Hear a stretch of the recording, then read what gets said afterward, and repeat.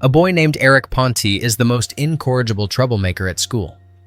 The teachers believe he is a true spawn of hell and has no future whatsoever. But they simply do not know what is really hidden behind Eric's combative character. Stockholm. At first glance, Eric lives in an ordinary family. Everyone sits properly at dinner. But if Eric so much as holds his knife the wrong way, let alone drops it, his father immediately slaps him across the face. And after dinner, he beats him across the back with a belt.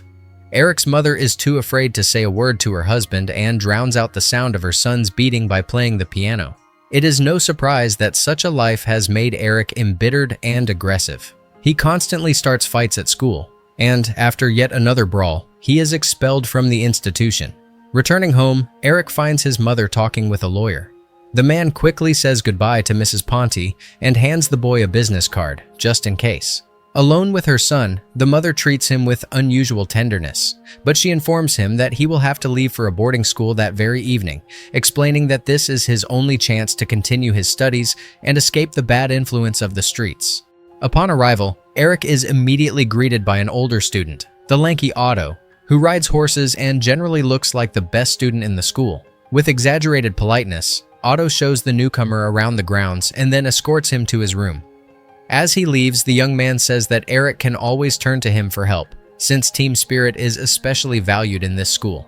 Soon, Eric meets his roommate Pierre. Pierre enjoys listening to jazz, reading books, and studying. He and Eric quickly find common ground, and the roommate even offers to help the newcomer with his math lessons. In the evening, Eric visits the cafeteria for the first time and notices that a strict hierarchy is observed in the seating arrangement. A classmate named Johan explains to him that in their school, younger students are not allowed to sit next to older ones, and the less wealthy are not allowed to sit with the richer ones. Another of Eric's roommates suddenly asks what political views his father holds and receives a sharp reply that it is none of his business. The chairman of the student council, Otto, who only recently had been polite and courteous, asks Eric to leave the table for using foul language. His companion, Deline, takes a knife and strikes the newcomer on the head as punishment. The teachers at this school can hardly be called models of pedagogy either. For example, the history teacher illustrates the superiority of some peoples over others using his own students. He calls Eric to the board, describing him as a typical representative of the valiant German people, while humiliating his friend Pierre for his distinctly southern appearance and frail physique. During lunch, Eric discusses the incident from the history class with Johan and once again expresses himself emotionally. Otto overhears him. He demands that the newcomer step forward and accept his punishment. Eric refuses, so the older student sends him to stand in the corner reserved for underachievers. But the boy refuses this as well, for which he receives another punishment: house arrest for the entire weekend. Life at the boarding school continues. Eric tries to channel his energy into peaceful pursuits, studying, communicating with Pierre, and sports. He even manages to secure a place on the swimming team after breaking the local record. Pierre is not particularly happy about Eric's athletic success. He immediately tells his friend that nothing good will come of it, because the more he stands out, the greater the chances of provoking the wrath of the student council members. Confirming his words, a messenger from Otto enters the room and demands that Eric immediately appear in the senior students' quarters. Eric obeys, and Deline, without preamble, orders the newcomer to clean the boots for his entire company. The boy refuses at once and leaves. The next day, Pierre cannot believe that his friend dared to defy the senior students in such a way. He warns Eric that if he ever dares to fight with any of them, he will be expelled immediately. And in general, conflicts are always better resolved peacefully. The following day, Deline deliberately bumps Eric with his shoulder and demands an apology. The newcomer refuses to apologize, and in the evening he is ordered to appear in the ring. Pierre explains to his friend that this is where the seniors beat the younger students who have misbehaved. The task is to endure as many blows as you can, and then beg for mercy. You are allowed to strike back, but it is better not even to try. And if you do not show up, everyone will consider you a rat. Eric decides not to go, and late at night, Otto's supporters burst into their room. Under the pretense of conducting an inspection, they make a complete mess inside, frightening Pierre nearly to death. The next day, Eric trains in the swimming pool, and the coach tells him that around Christmas, the school will be hosting a championship. It was established by the father of one of the students, Levenhausen, and the victory of this boy is already predetermined. This discourages Eric, but the coach tells him that with his athletic talent, he should still try. At lunch, Otto announces that in the evening there will be a meeting of the student council, and all the guilty students must attend, including Eric, who by now is no longer called by his name, only Rat. The meeting looks like a real court. Eric argues with the chairman Otto and refuses to apologize, for which he receives 2 weekends of compulsory labor and 8 weekends of house arrest.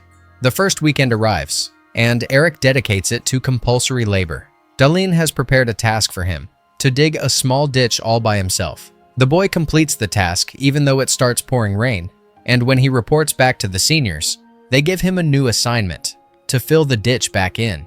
When Eric goes to the cafeteria for dinner, everyone is already gone. His food is served separately by a local Finnish employee named Marja. She shows kindness to the young man and tells him that he is being treated unfairly. Once again, everyone leaves for the weekend, and Eric stays behind alone. In the cafeteria, he again meets Marja, who flirts with him and tells him that at 7 o'clock she will be walking near the secret smoking spot. Eric arrives there at the appointed time, but until the very last moment he does not understand why the girl lured him there. She kisses the stunned Eric and embraces him. The monastic night arrives, a time when the newcomers suffer especially at the hands of the student council members. Eric prepares a plan of resistance in advance and barricades the door. He and Pierre keep watch for the bullies and do not sleep. But the barrier made of books and a table does not help. Otto bursts open the room door and pours a bucket filled with sewage waste onto the floor and the beds. Barely coping with the nausea, Eric and Pierre clean up the room. After refilling the bucket with its foul contents, Eric sneaks into the seniors' quarters and, while everyone is asleep, pours it directly onto Otto's face.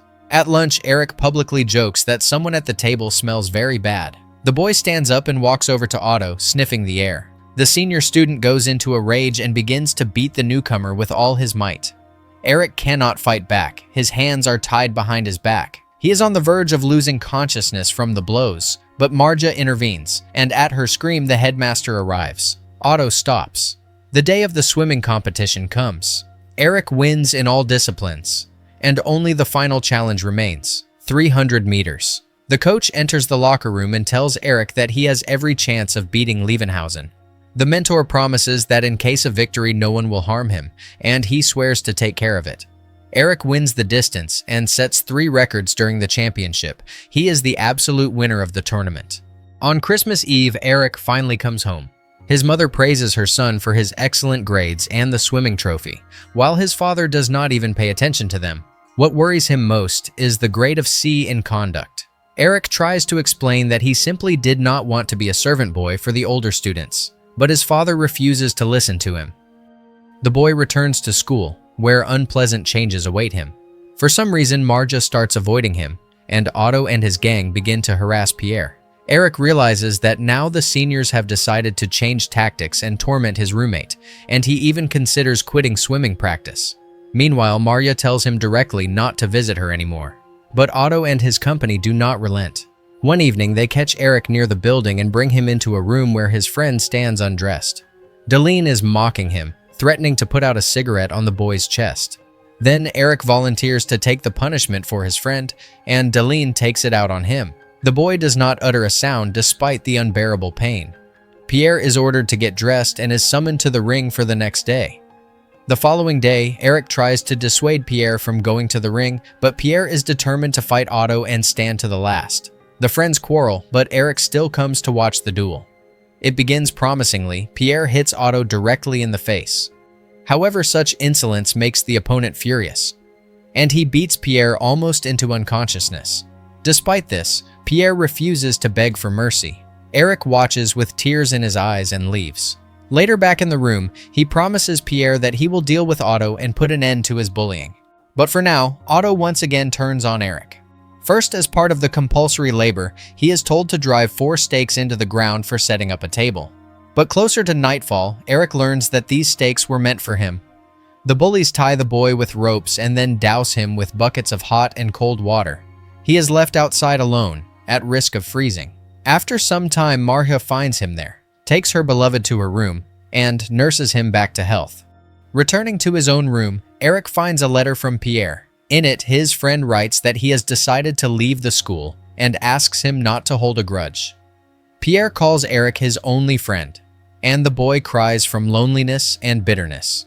After the biology teacher, who adored Pierre, accuses his best friend of cowardice and doing nothing, Eric's patience runs out. He decides to disregard the risk of expulsion from school and arranges a fight with Deline and another big guy from Otto's gang. The seniors rejoice. They think they will finally be able to teach the rat a lesson.